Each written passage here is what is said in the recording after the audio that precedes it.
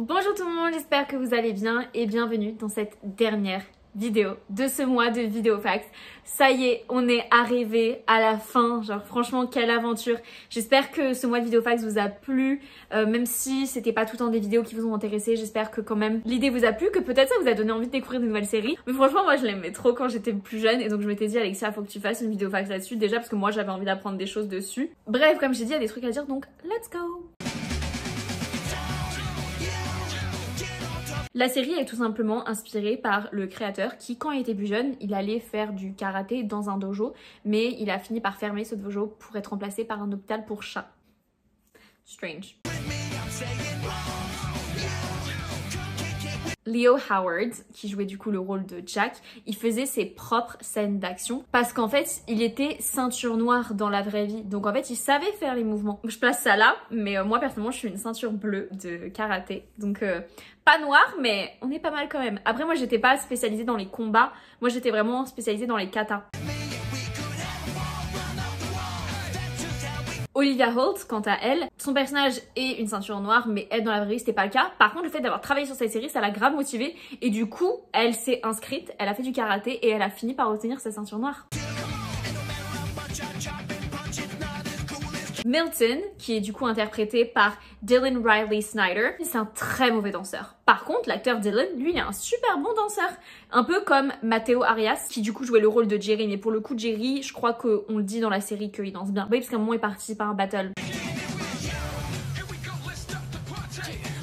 Et donc dans cette série Tatami Academy, on retrouve le fameux Jason Earls dont j'ai déjà parlé puisqu'il était dans la série Hannah Montana. Et donc lui, il aura joué avec les deux frères Arias puisqu'il aura joué avec Moises Arias dans Hannah Montana qui jouait Rico et avec Mateo Arias qui jouait Jerry. Et d'ailleurs, je l'ai pas dit dans ma vidéo sur Hannah Montana, mais Mateo avait fait une petite apparition sur Hannah Montana.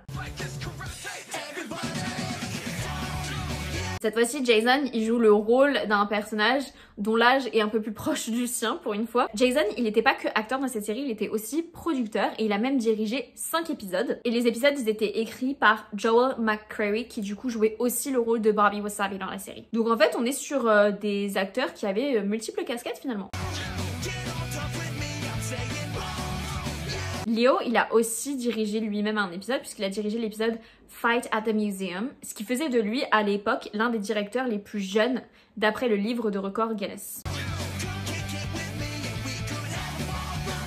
L'actrice Loni Love, elle joue Marge, du coup la dame de la cantine dans cette série et c'est fou parce qu'elle avait exactement le même rôle dans la série Ned's Declassified sur la chaîne Nickelodeon. C'est vrai que j'ai pas fait de vidéo sur des séries Nickelodeon. Bah écoute, ce sera peut-être pour un prochain mois ou peut-être une semaine Vidéo Facts, on verra. Dites-moi si ça vous intéresse. Olivia Holt, c'est la seule du groupe de personnages principaux qui est pas là dans tous les épisodes parce qu'en fait, à un moment donné, elle a dû s'absenter pour faire le film Skylar Lewis, chasseuse de monstres. Et d'ailleurs, par la suite, elle a carrément quitté la série parce qu'elle voulait jouer dans une autre série Disney qui s'appelait I Didn't Do It. Et malgré le fait que c'était une série Disney XD, donc j'avoue j'ai un peu triché, j'ai dit que j'allais faire des séries Disney Channel, mais bon c'est la même enseigne tu me diras. Disney XD c'était pas la même communauté, c'était pas le même niveau d'audience que Disney Channel, et bah quand même pour Disney XD cette série c'était une énorme réussite, et il y a eu 4 saisons avec 84 épisodes, donc ce qui est énorme comme vous le savez. C'était drôle et c'était moins girly que Disney Channel tu vois, genre c'est pour ça que c'était diffusé sur Disney XD, parce que Disney XD c'était supposé être un peu le Disney Channel pour garçons je crois, parce que God forbid des garçons regardaient Disney Channel. Bref. Les épisodes sur Spyfall, c'était en fait un genre de pilote pour une autre série. Des fois, dans une série, il y a un épisode qui va sortir un peu de nulle part. Et en fait, c'est souvent, ils se servent de la popularité d'une série pour introduire une nouvelle série et transférer de l'audience sur cette série. Mais bref, tout ça pour dire que la série qu'ils avaient mis en avant dans ces épisodes-là, de toute façon, elle a jamais vu le jour. Mais moi, je me rappelle quand j'avais vu ces épisodes, j'étais genre, c'est quoi le rapport? Genre, de quoi ça parle? Maintenant, on va parler des acteurs et de ce qu'ils ont fait par la suite. Il y a Olivia Holt qui s'est lancée dans la musique par la suite et dans son clip pour sa chanson History, il y a Léo qui fait une apparition. Et du coup, bah évidemment, tous les fans de Kekelet, on était genre « Ah, c'est trop mignon !» La chanson parle d'une fille qui est avec un mec mais au final elle arrive pas à oublier son ex et que bah, c'est pas la faute du mec, c'est juste que bah, avec son ex ils ont de l'histoire, ils ont un passif et du coup bah ce mec là c'est du coup Leo Howard. Cette chanson je l'adore, je l'ai encore sur mon téléphone, je l'ai saignée à l'époque. J'aimais beaucoup cette musique et je l'aimais beaucoup elle en tant que chanteuse même. Et sinon plus récemment Olivia elle a été sur Broadway et a joué le rôle de Roxy Hart du film Chicago. Enfin du coup c'était l'adaptation Broadway du film Chicago. Film Chicago que j'aime beaucoup aussi d'ailleurs. Et du coup c'était pas la seule à se lancer dans la musique puisque Léo par la suite il a rejoint un groupe qui s'appelait Ask Jonesy & Company. Matteo Arias aussi fait encore de la musique même encore aujourd'hui sous le pseudonyme Teo avec des points d'interrogation. Et du coup il a sorti des musiques en 2018. Pour ceux qui ont suivi vraiment moi à cette époque là, c'était le début d'Instagram je me rappelle. Ça s'appelait Populargram à l'époque et c'est lui que je suivais parce qu'il était proche de Jaden Smith. Et il y avait vraiment la bande Moises Arias, Matteo Arias, Jaden Smith qui était le groupe un peu Misfits. Il y avait Kylie Jenner à l'époque, il y avait Piamia, enfin... Ça c'est vraiment les OG, ceux qui se rappellent de tout ça. Il faisait déjà un peu de musique avec Jaden Smith, mais là c'est vraiment en 2018 qu'il a vraiment sorti son album avec le pseudonyme Théo. J'ai écouté quelques-unes de ses musiques et c'est vraiment... je m'y connais pas en musique donc je vais pas dire n'importe quoi, mais je trouve que ça fait un peu du reggae, un peu latino, mais en tout cas ce qui est sûr c'est que c'est très chill. Il y en a certaines que j'aime vraiment bien, il a une très belle voix. Et il a vraiment un timbre assez spécifique.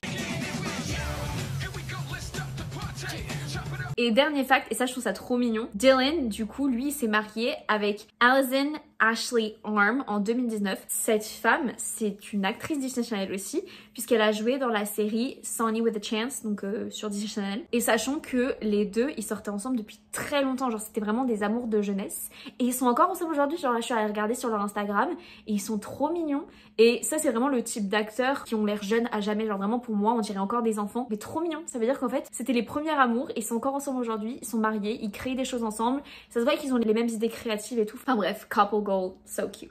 Et voilà, cette vidéo est terminée et ce mois de vidéo fact est officiellement terminé. J'espère que cette vidéo vous a plu, j'espère que ce mois vous aura plu. J'espère trouver une petite communauté de gens qui connaissaient la série Kekenet, Tatami Academy. Pour le coup j'aimais vraiment tout le cast, tout le monde me faisait rire. Évidemment j'avais une préférence pour Jack et pour Jerry parce que bah, les acteurs je les trouvais mignons. Comme je vous ai dit Alexia, quand elle était jeune elle était pas compliquée, hein, il fallait qu'il soit mignon. N'hésitez pas à me dire qui était votre personnage préféré, n'hésitez pas à me dire si vous la connaissez, si vous l'aimiez. J'allais vous dire à demain mais du coup non, je vais prendre un petit moment, une petite pause. Mais pas très longue puisqu'on se retrouve dimanche prochain avec une nouvelle vidéo. On va reprendre le rythme habituel, on va reprendre les vidéos deep dive, on va reprendre les vidéos book versus movie, on va reprendre notre rythme, les vlogs, les vidéos accompagnées. Parce que bon, là vous vous êtes tapé un mois de vidéo fax. Je vais quand même continuer ce format parce qu'il y a quand même encore une liste de séries que j'ai envie de faire en vidéofax. On va commencer à faire plus de vidéofax sur des films aussi. J'avais commencé ça cet hiver et je veux quand même continuer là-dessus.